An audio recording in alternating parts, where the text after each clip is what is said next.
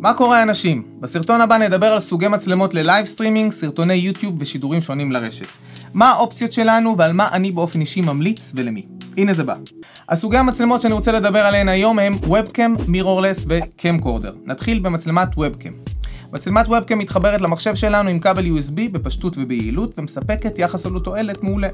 ישנן מצלמות וובקאם פשוטות וזולות שמיועדות בעיקר לשיחות זום וסקייפ, ויש גם כמה דגמים איכותיים יותר שמספקים תמונה לא רעה בכלל, כמו הלוג'יטק C922 או האולטרה HD Pro של לוג'יטק הבריאו, למי שמחפש 4K ויכול להשקיע גם קצת יותר כסף. כמובן שצירפתי לינקים לכל המצלמות בתיאור הסרטון כאן למטה. הלינקים הם אפילייט לאמזון, כך שאם החלטתם לרכוש משהו, תמכתם בערוץ מבלי שזה עלה לכם אגורה. אז לסיכום יתרונות וחסרונות של הוובקאם. היתרון הראשון הוא המחיר. תוכלו למצוא ברשת מצלמות וובקאם בטווח של בין 30 ל-200 דולר. יתרון שני הוא חיבור USB, פלאג אנד פליי, מאוד פשוט ונוח, ללא צורך בציוד משלים.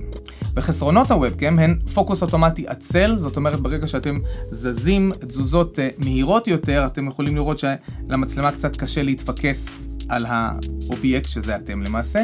יכולות נמוכות ב-low light, זאת אומרת שבתנאי תאורה קשים אתם תראו את התמונה קצת גרעינית ולא נקייה. זווית קבועה, ללא זום, אי אפשר לבחור אם הזווית תהיה צרה או רחבה ברוב המקרים, ואיכות התמונה באופן כללי פחות טובה. המצלמה הבאה שנדבר עליה היא מירורלס, או בעברית מצלמה חסרת מראה. השם מגיע מביטול מנגנון המראה שיש במצלמות ה-DSLR הוותיקות.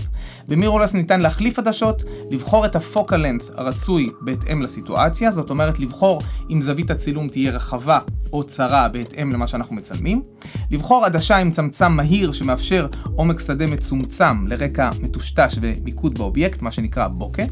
ולרוב מצלמות המירורלס יש מנגנון פוקוס אוטומטי מהיר ומדויק, כולל מנגנון זיהוי פנים שעוזר לנו מאוד, במיוחד שאנחנו מצלמים את עצמנו. אם אני ארים את היד או ארים איזשהו מוצר להראות לכם משהו, המצלמה עדיין תתפקס בי ולא תברח ליד שלי, שזה מאוד חשוב שאני מצלם את עצמי. אחת המצלמות שאני ממליץ עליה בחום היא הסוני אלפא 6400, שמציעה חיישן גדול יחסית, שנותן יתרון גדול בתנאי תאורה לא אידיאליים, יכולות 4K מרשימות, פוקוס אוטומטי מדהים, יציאת HDMI נקייה פלוס כניסת מיקרופון, ואם בא לכם להשקיע קצת יותר, יש את אחותה הגדולה, האלפא 6600, שמציעה כבר מנגנון עיצוב תמונה פנימי, IBIS, זאת אומרת שאם אני מחזיק את המצלמה וקצת רועד מתוקף היותי אנושי, המצלמה תפצה על הרעידות שלי ותיתן תמונה חלקה יותר. יציאת אוזניות כדי לשמוע את הסאונד המוקלט מהמיקרופון, וסוללה גדולה וחזקה משמעותית. יש כמובן עוד הרבה דגמים שונים במגוונים של מצלמות מירורלס במחירים שונים, כמו ה-M50 של קנון המפורסמת, הסוני ZV-1 ועוד דגמים שאין לי ניסיון אישי איתם, אבל תוכלו ללמוד עליהם ברשת. אז מהן היתרונות של מצלמת המירורלס? עדשות מתחלפות, פוקוס אוטומטי ומהיר ומדויק, עם זיהוי פנים, מייצב תמונה פנימי, IBIS, אפשרות חיבור מיקרופון, צילום ב-4K ב-FPS גבוה, ואיכות תמונה מעולה.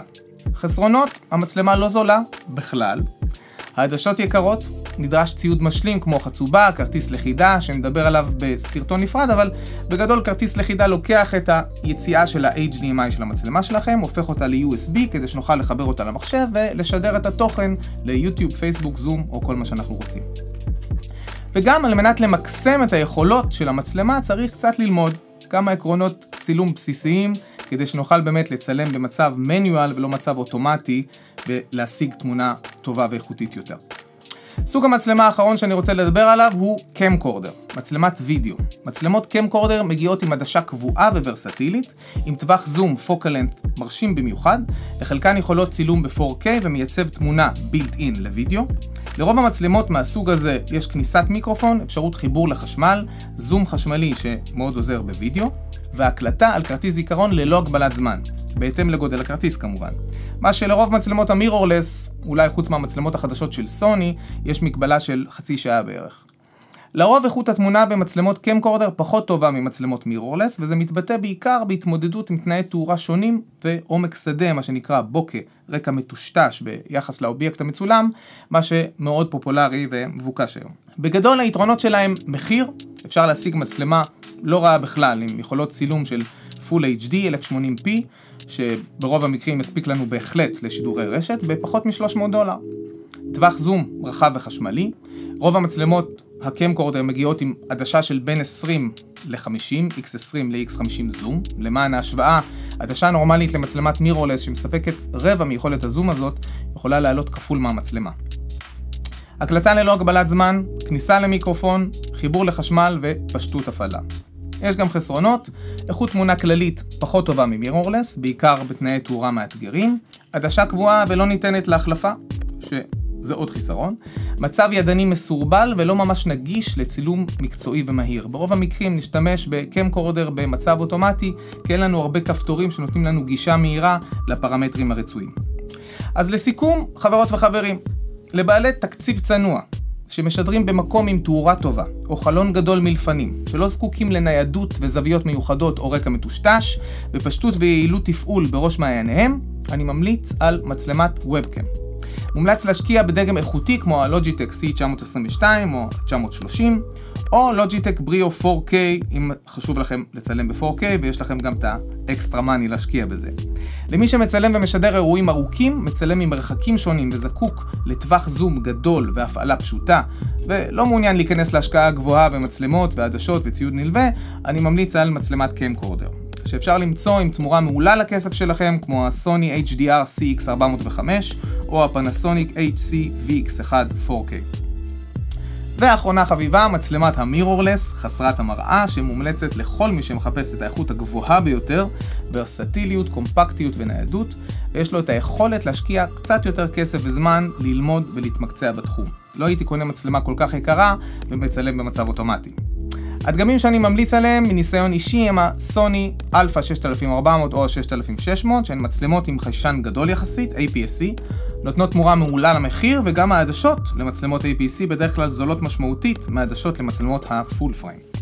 ואם כבר דיברנו על פול פריים, אז המצלמה שמצלמת אותי כרגע היא מצלמת הפול פריים סוני אלפא 7S3, שעולה לא מעט כסף, אבל בהחלט מצלמת המירורלס אולי הטובה ביותר שאני באופן אישי מכיר. היתרון בחיישן הפול פריים שהוא אפילו גדול יותר מחיישן ה-APS-C, מה שמאפשר זוויות צילום רחבות יותר, רגישות טובה יותר לאור, שזה טוב לצילום בתנאי תאורה מאתגרים, ועם העדשה הנכונה עוזר בלייצר עומק שדה מצומצם ורקע מטושטש וקרמי, כמו שאני לפחות מאוד אוהב. שימו לב שמצלמות הפול פריים יקרות באופן משמעותי, עם עדשות שיכולות להגיע לסכומים מטורפים. אני יכול להעיד שברוב המקרים, ההבדל בין הסוני APS-C שלי לפול פריים שאתם רואים כרגע, לא מצדיק פי 4 או פי 5 לפעמים במחיר. חברות וחברים, הגענו לסוף הסרטון. אני מזכיר לכם שהסרטון הזה הוא חלק מסדרה של סרטונים בנושא הלייב סטרימינג, שהתמקדו בחלקים שונים בשרשרת הצילום והשידור.